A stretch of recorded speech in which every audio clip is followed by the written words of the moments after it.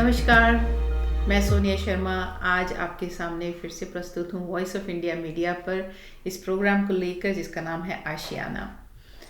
हम बातचीत पिछले हफ्ते कर रहे थे कि जब हमने घर खरीदना हो तो हमें किस तरह की मॉर्गेज चाहिए, मतलब मॉर्गेज लेनी ही पड़ती है और मॉर्गेज को क्वालिफाई करने के लिए किस तरह का क्रेडिट होना चाहिए। और बात जाके ख़त्म हुई थी कि हमारे पास एक रिक्वायरमेंट्स की लिस्ट होनी चाहिए कि क्या हमारे मस्ट हैव्स हैं, क्या हमारी गुड टू हैव थिंग्स हैं, और एक इंसान के लिए घर की लोकेशन भी उतनी ही इम्पॉर्टेंट है जितनी कि उसकी बाकी रिक्वायरमेंट्स। फिर हमने बातचीत की थी कि हर एक इंसान जो कि घर खरीदना चाहता है उनको एक रियल एस्टेट एजेंट को ज़रूर हायर करना चाहिए, क्योंकि वो एक ऐसा प्रोफेशनल है जो आपके लिए काम करेगा बिना पैसे लिए, फ्री में इनफैक्ट। तो आज हम उसी बातचीत को फिर से कंटिन्यू करते हैं। आज हमारे साथ फिर से शो पर हैं राजीव सहगल जी। नमस्कार जी। हाँ जी, आपका स्वागत है फिर से स्टूडियो में। थैंक यू जी। तो आज हम फिर से इसी बात को कंटिन्यू करते हैं कि घर खरीदने के लिए आगे की बातें क्या सोची जाए। सोनिया जी, बिल्कुल आप रियल एस्टेट के प्रोफेशन में हैं, तो एक छोटा सा क्वेश्चन, जब एक कोई भी सोचता है कि मुझे घर खरीदना है अपने लिए, अपनी फैमिली के लिए, मेजर डिसीजन है, छोटा मोटा डिसीजन नहीं है। हाँ जी। तो उसको एक कंफ्यूजन होती है कि मुझे नया घर लेना चाहिए या पुराने घर की तरफ मुख करना चाहिए। हाँ जी। बीइंग ए रियलिटर, आप क्या कहना चाहोगे इसके बारे में? देखिए राजीव जी, नया घर और पुराना घर दोनों की अपनी अपनी एडवांटेजेस हैं और अपनी अपनी डिसएडवांटेजेस हैं। तो पहले हम बात करते हैं कि नए घर के लिए, क्योंकि हर एक इंसान को होता है कि अगर मैं इतना पैसा लगाने जा रहा हूँ तो मुझे नई चीज़ मिलनी चाहिए। लेकिन ये बहुत अच्छी बात है, मिलनी चाहिए, लेकिन इसके साथ बहुत सारी चीज़ें और कंसिडर करनी चाहिए। हम ना सिर्फ स्ट्रक्चरल चीज़ों पर ध्यान देते हुए सबसे पहला क्वेश्चन ये भी आ जाता है कि दोनों तरह की ऑप्शंस में जो मॉर्गेजेस की भी ऑप्शंस अलग अलग होती हैं। लेकिन मॉर्गेज हम बाद में डिस्कस करते हैं, मैं पहले आपका क्वेश्चन एड्रेस करती हूँ। तो जो ब्रांड न्यू घर होते हैं उनमें अच्छी बातें ये होती है कि वो लेटेस्ट डिज़ाइन के होते हैं। हर चीज़ उनमें ब्रांड न्यू होती है, स्ट्रक्चरली वो बिल्कुल नए होते हैं। तो ऑब्वियसली कई सालों के लिए आपको उनकी रिपेयर्स की कोई हैसल नहीं है, कोई टेंशन नहीं है, कोई बिना बात की you have a piece of mind कि आपके इक्विपमेंट्स अभी नई है, आपका स्ट्रक्चर सारा नया है। लेकिन अधिकतर जो ब्रांड न्यू घर हैं उनके साथ फॉर एग्जांपल आपको अप्लायंसेस नहीं मिलते हैं। अप्लायंसेस का एक सर्टेन बजट मिलता है, लेकिन उसमें फिर भी आपको जितना बजट मिलता है उसमें खुद अपने पैसे डाल के चीज़ें खरीदनी पड़ती हैं। दूसरी बात जो है, जनरली ब्रांड न्यू घरों में बेसमेंट नहीं बनी होती है, बिना बेसमेंट के बने आते हैं। तो ये भी कहना ठीक होएगा कि पहले अपनी अफोर्डेबिलिटी देखनी चाहिए। नया घर हमेशा पुराने घर के कंपैरिजन में थोड़ा अप प्राइस जाएगा। हाँ जी, थोड़ा तो आपको अप्लायंस में पैसे लगाने हो सकते हैं कि आपको बिल्डर ना दे, एयर कंडीशन इन्वेस्ट करना है, बेसमेंट बनानी है, फ्रंट लैंडस्केपिंग करनी है, बैकयार्ड बनानी है जी। अगर आप नए घर को एंजॉय करना चाहते हो तो यू शुड बी प्रिपेयर्ड कि हमें ये चीज़ों की इन्वेस्टमेंट अभी करनी पड़ेगी। हाँ जी, साल भर में हम लोग एवरेज कहते हैं कि 2 से 5 हज़ार का खर्चा हर साल में आपको करना पड़ेगा। ठीक है। तो उसमें जैसा कि आपने कहा कि एयर कंडीशनर जनरली इंक्लूडेड नहीं होता, पैसे आप अप्लायंसेस में डालेंगे। सिटी का ये लॉ है कि जो फ्रंट लैंडस्केपिंग है वो एक सर्टेन पीरियड ऑफ टाइम के अंदर एक साल के अंदर आपको करवानी पड़ती है। तो लैंडस्केपिंग आप खुद करते हैं या किसी से करवाते हैं तो उसका खर्चा अलग है आपके लिए। जनरली हम लोग चाहते हैं कि हमारा लिविंग एरिया एक्सटेंड हो, तो उसके लिए हम चाहते हैं कि बेसमेंट बनाएं। तो बेसमेंट का अलग खर्चा है depending upon the square footage of your house. मैंने जितना देखा है कि एवरेज हाउस होल्ड में अगर 1500 स्क्वायर फुट का आपका घर है, 700 स्क्वायर फुट आपका मेन फ्लोर है, तो बेसमेंट को बनाने में आपका आजकल के रेट्स के हिसाब से 20 से 25 हज़ार डॉलर लग जाता है, अगर आपने बिल्कुल सारा कुछ मेंटेन करना हो तो। हाँ जी। तो फिर कई बार आपकी जो है गराज बनी होती है, कई बार सिर्फ एक पार्किंग पैड होता है। तो हम विनिपेग में रहते हैं जहाँ पर टेम्परेचर -50 तक भी जाता है, राइट। तो इंसान को होता है कि हमारी जो है गाड़ी जो है सुरक्षित स्थान पे हो, हमारी एक गराज होनी चाहिए। तो एक डबल गराज बनाने के लिए बस $20,000 का खर्चा है। 17 से 20 हज़ार के बीच आजकल की डेट में पड़ जाता है। हाँ जी, तो फिर बैकयार्ड की लैंडस्केपिंग है, फेंसिंग की खर्चा है, तो वो धीरे धीरे, बेशक आपको राइट अवे जैसा आप घर खरीदते हैं उसी वक्त तो ज़रूरत नहीं पड़ती है, लेकिन over the period of time आप ये चीज़ों पर आपको खर्चा करना पड़ सकता है। तो ये चीज़ें हम मन में ध्यान रखते हुए आप ये सोच सकते हैं कि ब्रांड न्यू घर जो है, यस वो नया होता है, उसमें नई फील होती है, नया डिज़ाइन होता है, उसमें आपके पास क्या कहते हैं, मतलब बहुत सालों के लिए कोई सिरदर्दी नहीं है, लेकिन at the same time appliances नहीं होंगे, एयर कंडीशनिंग नहीं होगी, बेसमेंट नहीं होगी, लैंडस्केपिंग नहीं होगी। तो इन सब चीज़ों को मन में रख के अगर आप अफोर्ड कर सकते हो इस चीज़ का, तो वो कॉन्ट्रैक्ट में रहने के साथ साथ वो हम साथ भी ले सकते हैं। एब्सोल्युटली, अगर आप, हाँ, इन सब चीज़ों को एज एन अपग्रेड ऐड करवाया जा सकता है। जब नया घर हम लेते हैं तो सबसे पहली बात आती है कि कैसा बिल्डर होना चाहिए, है ना। तो जब आप एक रियल एस्टेट एजेंट को इन्वॉल्व करते हैं तो वो आपकी रिक्वायरमेंट्स और आपकी अफोर्डेबिलिटी के हिसाब से आपको सजेस्ट करते हैं अपने एक्सपीरियंस के बेसिस पर कि कौन सा बिल्डर आपके लिए सूटेबल होगा। बिल्कुल सोनिया जी, ये क्वेश्चन यहीं से निकल के आ रहा है मेरे दिमाग में कि कई बार ऐसा मन में होता है कि जब एक बंदा नए घर की प्लानिंग करता है तो उसके दिमाग में होता है कि मुझे बिल्डर पता है कौन है, किस एरिया में मुझे घर लेना है मुझे पता है, राइट। और 4-5 दोस्त भी ऐसे मिल जाते हैं कि ओ मैंने घर बनाया था, मुझे पता ही है कैसे घर बनता है, कोई प्रॉब्लम नहीं है, मैं तेरी हेल्प कर दूंगा। तो वो उसकी कोशिश होती है कि रियल्टर के बिना ही सीधे बिल्डर से बात करे। हाँ जी। उसके बारे में आप क्या कहना चाहेंगे कि क्या नए घर में भी रियल्टर को इन्वॉल्व होना चाहिए? आप क्या हेल्प कर सकते हो आप क्लाइंट की? देखिए, ये सबसे बड़ी बात, बहुत बड़ी मान्यता है हमारे लोगों में, जनरली हमारी कम्युनिटी में तो बहुत है कि हम गए शो होम में गए और उसी के बिल्डर के ही एजेंट के साथ कॉन्ट्रैक्ट लिखना शुरू कर दिया। एक रियल एस्टेट एजेंट आपके लिए एक एडवोकेट का काम करता है, एक नेगोशिएटर का काम करता है, आपका सब्जेक्ट मैटर एक्सपर्ट है। जब हम एक रियल एस्टेट एजेंट का लाइसेंस लेते हैं, पहली बात तो ये कि बिल्डर का जो एजेंट है वो लाइसेंस होना ज़रूरी नहीं है उनके लिए। बिल्कुल, क्योंकि he can be a sales person, just means जिसने पढ़ाई करके कोई डिग्री लेकर के कोई रियल्टर का कोर्स नहीं किया है वो भी वहाँ हो सकता है जी। अगर सपोज एक अनलाइसेंस्ड पर्सन भी बिल्डर का एजेंट हो सकता है, वेयरएज एक रियल एस्टेट एजेंट को 5 एग्जाम देके, लाइसेंसिंग एग्जाम देने के बाद उसको वो लाइसेंस मिलता है, तो it's is a qualified agent working for you at no cost. पहली बात तो ये। दूसरी बात ये कि जब भी हम बिल्डर के पास जाते हैं तो जब हम घर बुक करते हैं तो उसको एक बिल्डर्स कॉन्ट्रैक्ट पे हम एक कॉन्ट्रैक्ट साइन करते हैं। जो builders contract, it's about 25 to 30 page long document.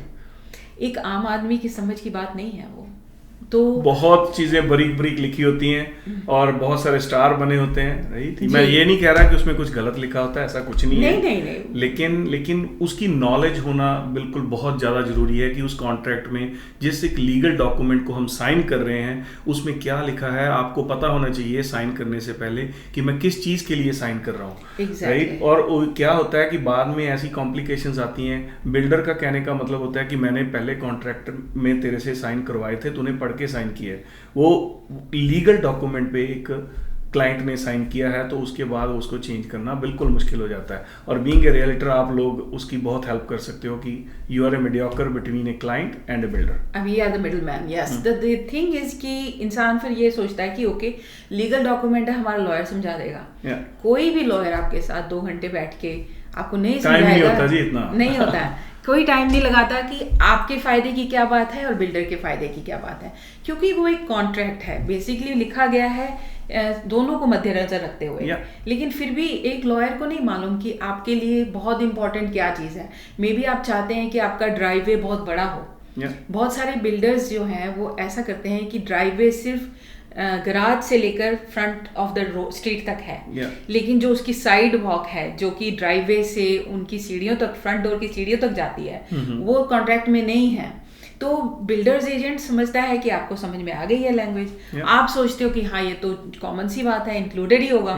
लेकिन जब घर बन के तैयार हो जाता है तो पता लगता है कि वो ये तो कॉन्ट्रैक्ट में थी नहीं। या बिल्कुल सही बात। बहुत छोटी छोटी चीजें हैं, कई लोग नहीं जानते कि ओके अगर गराज, हम सोचते हैं कि ओके गराज अगर पीछे बना है, घर के पीछे एक डिटैच गराज है, तो एक कॉमन सेंस सी लगती है कि घर से नीचे उतरने के लिए सीढ़ियां बनाई होंगी बैकयार्ड से, लेकिन समटाइम्स वो कॉन्ट्रैक्ट में इंक्लूडेड नहीं होती हैं, या किसी बिल्डर की ऑप्शन है, किसी बिल्डर की ऑप्शन नहीं है। तो वो जो रियल एस्टेट एजेंट है वो इन बारीकियों को आपके लिए ध्यान में रखेगा कि आपकी ज़िंदगी में कौन सी चीज़ें बहुत ज़्यादा मैटर करती हैं, वेदर वो जो बिल्डर्स कॉन्ट्रैक्ट है वो उन सब बारीकियों को कवर कर रहा है कि नहीं कर रहा है।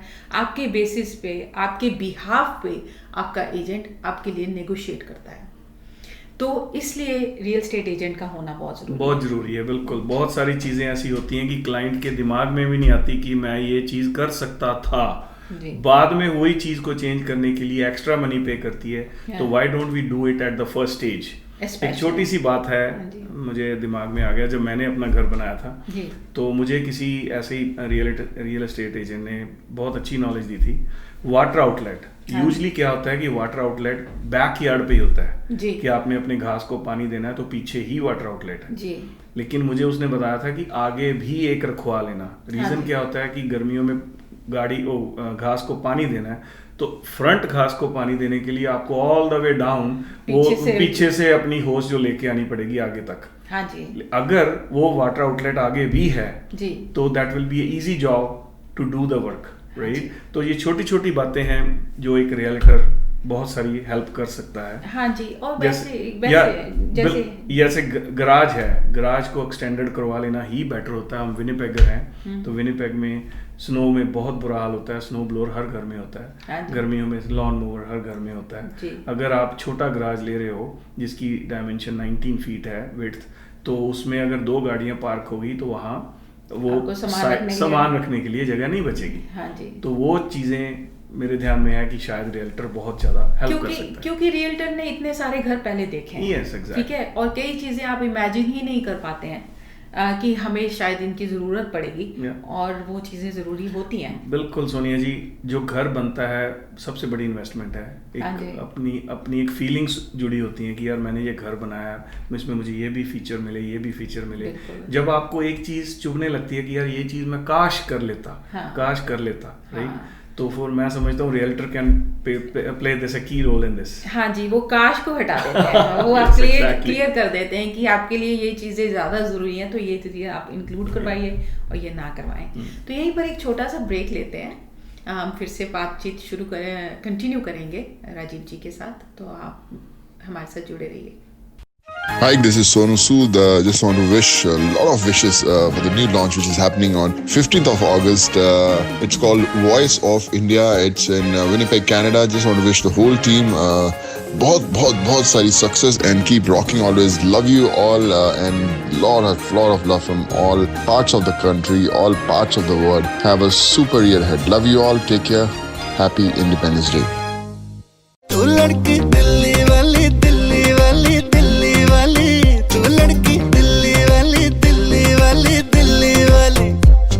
कोई पूछे जान तो प्यारा कौन नी मैं तेरा नाम ले दियां, जे कोई पूछे जीण दा सहारा कौन मैं तेरा नाम ले दियां। सत श्री अकाल जी, मैं तुहाडा अपना रोशन प्रिंस।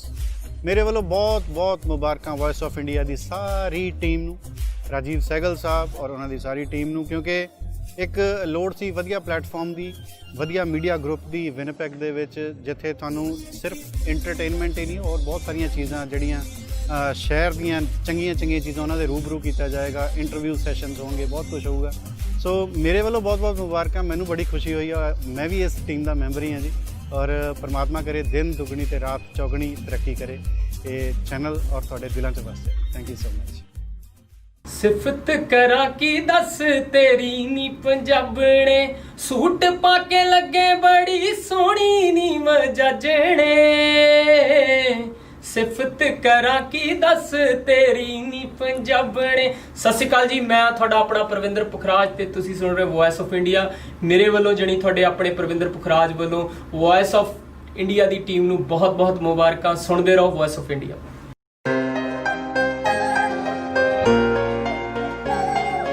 विनिपेग दियां रातां लम्मियां हो गईयां, छेती जे दिन ढल जांदा हो उत्थे भी। शीत हवावां ठंडियां चलदियां पिंड वल नूं, थोड़ा पाला चढ़ जांदा हो उत्थे भी। ਸਤਿ ਸ੍ਰੀ ਅਕਾਲ ਜੀ, ਮੈਂ ਰਾਜਾ ਤੇ ਤੁਸੀਂ ਸੁਣ ਰਹੇ ਹੋ ਵੌਇਸ ਆਫ ਇੰਡੀਆ। ਇੰਨੀ ਪੈਗ ਦੀਆਂ ਰਾਤਾਂ ਲੰਮੀਆਂ ਹੋ ਗਈਆਂ, ਛੇਤੀ ਜੇ ਦਿਨ ਢਲ ਜਾਂਦਾ ਹੋ ਉੱਥੇ ਵੀ, ਸ਼ੀਤ ਹਵਾਵਾਂ ਠੰਡੀਆਂ ਚੱਲਦੀਆਂ ਪਿੰਡ ਵੱਲ ਨੂੰ, ਥੋੜਾ ਥੋੜਾ ਪਾਲਾ ਚੜ ਜਾਂਦਾ हो ਉੱਥੇ भी। व्यूअर्स, हम फिर से आपका स्वागत करते हैं शो में जिसका नाम है आशियाना, और हम बातचीत आज कर रहे हैं राजीव जी से, जो कि एक एस्टैब्लिश्ड मॉर्गेज एडवाइज़र हैं। और आज हम बातचीत कर रहे हैं घर कैसे कैसे तरह के हैं और नए घरों और पुराने घरों में क्या डिफरेंस है। ब्रेक पे जाने से पहले हमने एक कन्वर्सेशन किया कि नए घर के प्लस पॉइंट और माइनस तो शायद बहुत कम थे, कि हमें नया घर खरीदने के लिए क्या चीज़ें हमने अपने ध्यान में रखनी है कॉन्ट्रैक्ट साइन करने से पहले। हाँ जी। तो सोनिया जी, आपसे एक छोटा सा क्वेश्चन है कि जब कोई बंदा पुराना घर खरीदता है, हाँ जी, तो क्लाइंट के नज़र में क्या चीज़ सबसे पहले होनी चाहिए कि मुझे ये चीज़ देख लेनी चाहिए, और रियलिटर उसको कैसे हेल्प करता है? हाँ, इसके बारे में थोड़ी जानकारी दें। सी देखिए, जो नए और पुराने घरों की जैसे हमने बातचीत की, तो पुराने घरों में कोई बुराई नहीं है। बहुत सारी मार्केट जो है वो रीसेल मार्केट होती है, और इनकी एडवांटेजेस भी हैं, डिसएडवांटेजेस हैं, जस्ट लाइक नए घरों के साथ साथ। तो सबसे पहले बात आती है कि लोकेशन ऑफ द हाउस। जो पुराने घर हैं वो जनरली इस्टेब्लिश्ड एरिया में होते हैं, जो शहर का हिस्सा जो पूरी तरह से इस्टेब्लिश्ड है, प्रॉपरली सर्विस्ड है, तो यानी शहर के सेंटर के बीच के क्लोजर होते हैं जो पुराने घर होते हैं। जो नई लोकेलिटीज़ हैं वो घर शहर से थोड़ी थोड़ी दूर होती चली जाती हैं। तो सबसे पहली बड़ी बात ये है। दूसरी बात ये कि घर की एज जो है वो कितनी है ये देखना होता है। घर का स्टाइल कैसा है। पुराने जो घर हैं जनरली उनके प्लॉट्स भी बड़े होते हैं, लॉट जो है बड़ा मिलेगा आपको बहुत बार, अनलेस कि वो इनफिल है। जी, तो जो एक रियल्टर है इन सब चीज़ों को आपको ध्यान दिला सकता है कि ओके, अगर इतना पुराना घर है तो उनकी नॉलेज के बेसिस पे उनको ट्रेन किया जाता है कि एक सर्टेन ईयर के घरों में किस तरह की इलेक्ट्रिसिटी होती थी। फॉर एग्जाम्पल 1930s के घर जो हैं उसमें ट्यूब एंड नॉब होती थी। तो नॉब एंड ट्यूब आजकल इंश्योरेंस वाले आपको इंश्योरेंस भी नहीं देंगे कि अगर आप उसको अपडेट नहीं करवाते हैं तो, या फिर उनमें स्ट्रक्चरल इश्यूज अगर होते हैं तो कैसे हो सकते हैं, फाउंडेशन किस तरह की हो सकती है।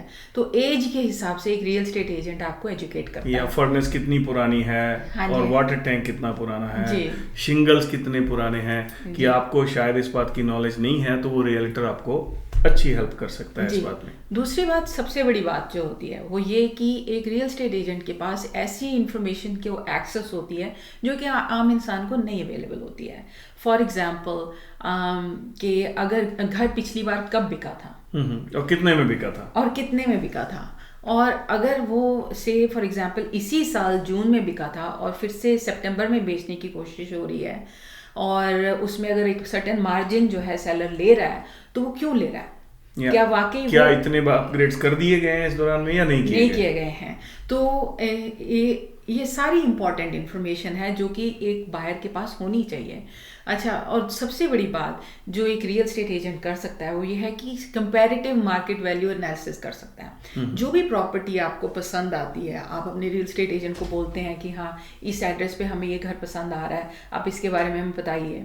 तो as a real estate agent मैं अपनी बात करती हूँ कि मैं उसकी सबसे पहले सारी हिस्ट्री निकालती हूँ कि घर कब बना था, किस बिल्डर ने बनाया था, किसने किसको बेचा, कितने में बेचा, और क्या अपग्रेड्स हुए, क्या प्रॉब्लम्स आई थी, किस तरह के उस पर काम किए गए, अगर वो काम किए गए तो वो परमिट लेके किए गए कि नहीं किए गए। बिल्कुल, हमारी कम्युनिटी में ये भी बहुत बड़ी बात है कि कई बार परमिट लिया नहीं जाता और रिपेयर कर दी जाती है, तो वो भी इलीगल है। जी, वो इलीगल है क्योंकि परमिट्स एक सर्टेन रीजन के लिए बने हैं, क्योंकि हर इंसान की सुरक्षा सबसे इम्पोर्टेंट है। तो परमिट लेके काम किया गया है या नहीं किया गया है, काम जो लीगल है कि नहीं है, और फिर उस प्रॉपर्टी पर कोई लियन है कि नहीं है, ये बहुत बड़ी बात है जी। बिल्कुल। हाँ जी। या उसके टाइटल क्लियर हैं कि नहीं किए हैं। अगर बहुत पुरानी प्रॉपर्टी है, अगर आपके पास बहुत पुराना कोई सेलर उसको बेच रहा है, तो ये तो नहीं कि उसका पुश्तैनी कोई और रिश्तेदार आके बोलेगा कि मेरी तो इसमें मेरा हिस्सा बनता है। बिल्कुल। तो ये सारी इंफॉर्मेशन एक रियल एस्टेट एजेंट आपको ढूंढ के देता है। बिल्कुल। तो पुराने घर की सबसे बड़ी एडवांटेज जो है वो ये होती है कि वो एक एस्टेब्लिश्ड जगह पे होता है, उसको बने हुए हमारी विनिपेग की धरती शिफ्ट होती है क्योंकि टेम्परेचर इतने एक्सट्रीम है, इधर शिफ्टिंग होती है। तो जो एक पुराना घर है उसमें ऑलरेडी सेटलमेंट हो चुकी होती है। तो आपको मालूम होता है कि वो कहाँ जाके फिट हुआ है, अगर शिफ्टिंग हुई है तो कितनी हुई है। तो दूसरी बात, उसमें बेसमेंट्स बनी होती हैं, जनरली बेसमेंट बनी होती है, जनरली आपके पास अप्लायंसेस बने उसके साथ ही आते हैं। फिर क्या कहते हैं, जनरली एसी लगा रहता है। तो आपको रियली एक्चुअली पता है कि आपके पास क्या क्या चीज़ें मिल रही हैं आपको, और जनरली यू गेट जितने पैसे आप दे रहे हैं उस हिसाब से आपकी वैल्यू का पता लग जाता है। लेकिन सोनिया जी, एक क्लाइंट होने के नाते जब एक बंदा घर में पैर रखता है पहले कि मुझे शायद ये घर खरीदना है, वो क्या ऐसी चीज़ें हैं जो पहली लुक में उसको देख लेनी चाहिए?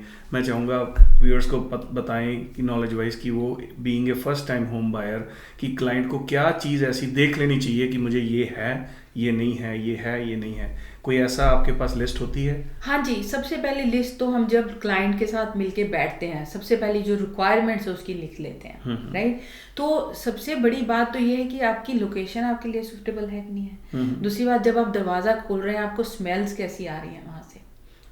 अब अगर कोई स्मोकर है वहाँ पे, are you okay with that कि आप घर खोल रहे हैं आपको स्मोकिंग स्मेल आ रही है, are you all right with that? If you are not all right with that, are you okay कि उसकी कितनी, अगर उसको ठीक करने के लिए जितना पैसा लगाना चाहिए वो आप लगाने के लिए तैयार हैं कि नहीं तैयार हैं? तो ये सबसे बड़ी बात है कि कितना आप गिव एंड टेक कर सकते हैं। अगर आपके पास लोकेशन बहुत अच्छी है लेकिन घर थोड़ी रिपेयर मांग रहा है, तो अगेन वहाँ पर आप देखेंगे कि ओके, अगर कितनी रिपेयर मैं करवा सकता हूँ, मैं 5,000, 10,000, 20,000 इस पे लगाने को तैयार हूँ क्योंकि लोकेशन बहुत अच्छी है या प्राइस मुझे अच्छा मिल रहा है। तो इन सब चीज़ों में भी आपका रियल एस्टेट एजेंट आपको एडवाइस कर सकता है। और तीसरी बात कि कितने रूम्स हैं, आपकी रिक्वायरमेंट है कि आपके पास 3 ही रूम होने चाहिए या 2 बेडरूम्स होने चाहिए, ये है। या कई लोगों को चाहिए होता है कि उनकी थोड़ी प्राइवेसी हो, they want a living room as well as a family room. तो कई बार घरों में मिलते हैं, कई बार नहीं मिलते हैं। तो ये सब चीज़ें आपको ध्यान में रखनी चाहिए कि घर की कन्फिग्रेशन आपके हिसाब की है, घर की स्मेल्स आपके हिसाब की है, उसकी लुक आपके हिसाब की है, या लोकेशन आपके हिसाब की है। और जो डीपर थिंग है वो एक रियलिटर ही आपको बता सकता है। जो डीप चीज़ें हैं वो आपको बता सकते हैं कि हाँ, अगर घर की सब वेदर उसकी सिर्फ लीपापोती की गई है कि वाकई उसके अंदर कोई स्ट्रक्चरल प्रॉब्लम्स हो सकती हैं। या इस बात से एक और बात सामने आ रही है सोनिया जी, कई बार इंस्पेक्शन की कंडीशन सामने आती है कि घर को इंस्पेक्ट करवा लेना चाहिए घर लेने से पहले। वो उसके बारे में आप हमारे व्यूअर्स को बताएं कि वो क्या चीज़ है। जी, एक रियल एस्टेट एजेंट जब आपके लिए कॉन्ट्रैक्ट लिखता है तो कॉन्ट्रैक्ट, जैसा कि आप जानते हैं, वो भी एक लीगल डॉक्यूमेंट है। वो भी एक 4 पेज का बड़ा लीगल डॉक्यूमेंट है। डिफरेंट एस्पेक्ट्स उसके इन्वॉल्व होते हैं और उसमें एक रियल एस्टेट एजेंट आपको प्रोटेक्ट करने के लिए डिफरेंट टाइप्स की कंडीशंस डालता है। उसमें से सबसे कॉमन कंडीशंस आती हैं फाइनेंसिंग की, कि हाँ, मैं आपका घर खरीदूंगा लेकिन मेरी फाइनेंसिंग अप्रूवल मिल जाए, मेरी हो जानी चाहिए, ठीक है। दूसरी जो मेन कंडीशन जो बहुत कॉमन मानी गई है वो है इंस्पेक्शन की। तो इंस्पेक्शन की कंडीशन में हम एक लाइसेंस्ड इंस्पेक्टर को हायर करते हैं जो कि आपकी घर की हर एक तरह से जांच करते हैं। तो यानी वो छत से लेकर फाउंडेशन तक सारे एक्सटीरियर की, और फिर अंदर एक एक प्लग, एक एक फॉसेट, एक एक चीज़ की वो जांच करते हैं। हर अप्लायंस की जांच करते हैं कि हर स्विच काम कर रहा है कि नहीं कर रहा, आपका डिश वॉशर काम कर रहा है कि नहीं कर रहा, उसकी कितनी एज है, उसके सो फॉर एग्जांपल आपका स्टोव ठीक है कि नहीं है, स्टोव के ऊपर जो हुड है वो ठीक लगा है कि नहीं लगा है, HRV है तो वो वाकई प्रॉपरली काम कर रहा है, या उसकी लास्ट टाइम सर्विस का कोई फर्नेस की लाइफ कितनी रह गई, शिंगल्स कैसे रह गए हैं, या ऊपर चिमनी है या आपका टरबाइन पंखा है वो लगा हुआ है, वो ठीक लगा हुआ है कि नहीं लगा हुआ। So moral of the story, for peace of mind we should go for that, कि अगर आप अफोर्ड करते हो और अगर आपको लगता है कि इसमें कुछ भी हिडन हो सकता है तो हमें इंस्पेक्शन करवा लेनी चाहिए। बिल्कुल करवा लेनी चाहिए जी, अगर स्पेशली मार्केट अलाउ करती है, और अगर आपकी पॉकेट अलाउ करती है तो बिकॉज इट्स inspection कराना कॉस्ट मनी $400 के आसपास आज की डेट में खर्चा है इसका। बिल्कुल है जी, बायर को देना पड़ता है वो। तो रेकमेंडेड प्रैक्टिस ये है कि जब आपका घर, आपको 90% यकीन हो जाए कि मुझे ये घर चाहिए, तो फिर इंस्पेक्शन करवा लेनी चाहिए। और दूसरी कंडीशन मेरे पे आती है, मैं दूसरी जब आप घर लेते हो तो उस पर कंडीशन होती है मॉर्गेज की। हाँ जी। मैं अपने व्यूअर्स को बताना चाहूँगा, बीइंग ए मॉर्गेज एडवाइजर, तो जब एक ऑफर टू परचेज लिखा जाता है तो उसके ऊपर एक कंडीशन डाली जाती है, फाइनेंस कंडीशन। हाँ जी। यूजली 5 बिजनेस डेज होते हैं कि वो 5 दिन के अंदर अंदर फाइनेंस कंडीशन क्लियर करवानी होती है जी।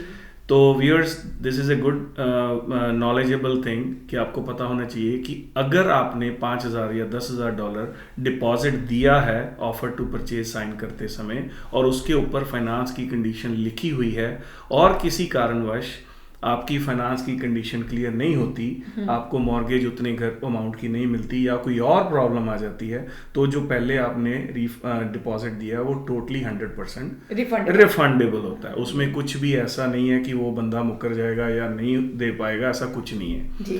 तो मैं आपको एनकरेज करूंगा कि जब भी ऑफर टू परचेज लिखें तो उसमें ये फाइनेंस की कंडीशन लिखवा लेनी चाहिए जी, जरूर until unless you are buying a house on cash। हाँ जी। और आपको पहले से ही पता है कि मेरी मॉर्गेज हो चुकी है या अप्रूव्ड है, वो सेपरेट सिनेरियो है। ये हम बहुत डिटेल में फिर से जरूर डिस्कस करेंगे कि एक कंडीशनल ऑफर और एक अनकंडीशनल ऑफर में क्या डिफरेंस होता है। एग्जैक्टली। मैं आपसे ये इम्पोर्टेंट बात करना चाहती हूँ कि हमने बात की नए घरों की, है ना, और नए घरों में एक बहुत बड़ा सिनेरियो सुनने में आता है, स्पेशली कस्टम होम बिल्डिंग में, कि बहुत सारे बिल्डर्स कहते हैं कि आप एक बिल्डर्स मॉर्गेज लीजिए, या ड्रॉ मॉर्गेज या स्टेज्ड मॉर्गेज भी कहते हैं, वो करवाइए।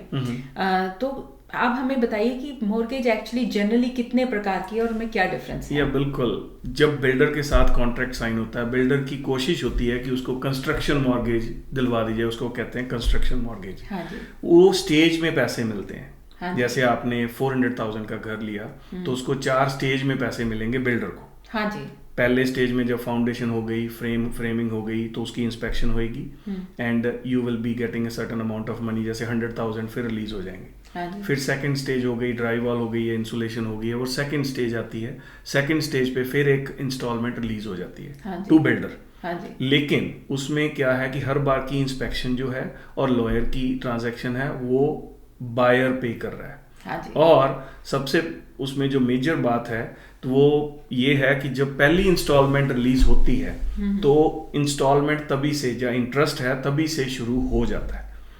That is the main keyword in this. कई लोगों को इस बात की नॉलेज नहीं होती है, राइट। तो लेकिन उसमें एक सबसे बड़ा फायदा ये भी होने वाला है बायर का कि जो लैंड ट्रांसफर है वो बीइंग ए लॉट, वो उसके नाम पे ट्रांसफर हो जाता है जी।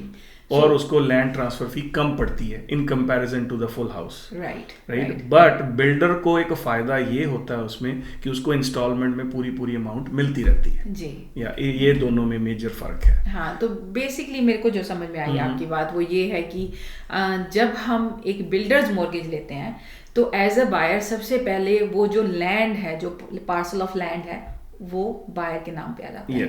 तो टाइटल आपके नाम पे आ जाता है। तो उस हिसाब से क्योंकि एक लैंड का टाइटल है, उसके ऊपर कोई बिल्डिंग नहीं है, तो उसका खर्चा थोड़ा आपको कम ट्रांसफर फी कम पड़ जाती है। उसके बाद में बेसिकली अपने घर को बनाने के पैसे आप खुद दे रहे हैं, as it is being built. Lender से ही लेके देते हैं, लेकिन वो इन इंस्टॉलमेंट्स बिल्डर को जाते रहते हैं। हाँ, बेसिकली जितना पैसा आपका लेंडर बिल्डर को देता जाता है उतना इंटरेस्ट एज अ बायर आप पे करना शुरू कर देते हैं। वो तो नेचुरल है कि जब आपके अकाउंट में लेंडर के अकाउंट से पैसे आ रहे हैं तो लेंडर ने उतना इंटरेस्ट चार्ज करना है जी। तो आपकी जो मॉर्गेज पेमेंट है वो उस दिन से शुरू हो जाती है जिस दिन से आपका घर बनना शुरू बाद में होती है, लेकिन इंटरेस्ट उसका कैलकुलेट होना शुरू हो जाता है। इसमें अगर आप क्वालिफाई करते हो तो उसका सिनेरियो डिफरेंट है कि आप कंस्ट्रक्शन मॉर्गेज के लिए क्वालिफाई करते हो या नहीं करते हो, क्योंकि हर लेंडर का कंस्ट्रक्शन मॉर्गेज का और दूसरी मॉर्गेज का क्राइटेरिया डिफरेंट है जी। तो basically completion mortgage versus builders mortgage, एक तो इनका क्राइटेरिया डिफरेंट है, कॉम्प्लिकेशन है, इसके पेमेंट्स डिफरेंट है। दूसरा फायदा ये है कि चलो आपकी land transfer title transfer fee कम पड़ती है, लेकिन बहुत कुछ और भी देखने वाला, लेकिन आपकी जो इंटरेस्ट रेट है वो डिफरेंट हो जाता है। Yes, exactly. ठीक है जी। तो फिर अब कंप्लीशन मॉर्गेज के बारे में बताइए कि कंप्लीशन मॉर्गेज ऐसा होता है सोनिया जी कि आपने एक बिल्डर के साथ कॉन्ट्रैक्ट साइन किया, 400,000 का घर है, 5% डाउन पेमेंट देना है, आपने उसको 5% डिपॉजिट दे दिया, that will be counted as your down payment, और बाकी की पेमेंट कंप्लीशन पे दी जाती है। जब सारा घर कंप्लीशन सर्टिफिकेट इशू होता है बिल्डर की तरफ से, तो वो क्लाइंट को दिया जाता है, वो लेंडर को पास ऑन होता है कि इस फलां डेट को ये घर की पोजेशन दी जाएगी। उससे पहले हम उसको 1 महीना या 15 दिन पहले उसकी मॉर्गेज कंप्लीट करके वो फाइनल अमाउंट जितने का भी कॉन्ट्रैक्ट है, अगर एग्जांपल 400,000 का है तो लेंडर से 400,000 उसको ट्रांसफर होता है। दैट इज दिस ऑप्शन कि वो थोड़ा ईजी पैटर्न होता है, लेकिन उसके लिए भी आपको पूरा क्वालिफाई करना पड़ेगा आपकी इनकम के हिसाब से। या तो ये main most common way of most common, 9 out of 10 यही सिस्टम है। तो बेसिकली आपने कुछ बयाना या डिपॉजिट देके घर शुरू करवा लिया, जिस दिन वो कंप्लीट हुआ उसी दिन आपकी लैंड ट्रांसफर उस दिन से होगी। एग्जैक्टली। तो वो थोड़ा फीस बढ़ जाती है, लेकिन आपकी मॉर्गेज जो है वो उसी दिन से शुरू होती है जिस दिन से कंप्लीशन होती है। तो चलिए, बहुत अच्छी डिस्कशन हुई। Thank you so much Rajeev ji, आपने हमें कंप्लीशन और बिल्डर्स मॉर्गेज के बारे में भी बताया। तो व्यूअर्स, आई होप कि आप सब ने कुछ ना कुछ हमसे ज़रूर लर्न किया होगा नए और पुराने घरों के बारे में, कंप्लीशन मॉर्गेज और बिल्डर्स मॉर्गेज के बारे में। इन्हीं डिस्कशंस को फिर से हम आगे कंटिन्यू करेंगे, घर खरीदने और बेचने रिलेटेड और जानकारी आपसे शेयर करेंगे। तो आप हमारे साथ ज़रूर जुड़िएगा अगले शो में, अगले एपिसोड में, इसी शो के जिसका नाम है आशियाना। तब तक के लिए आपका दिन। Thank you so much.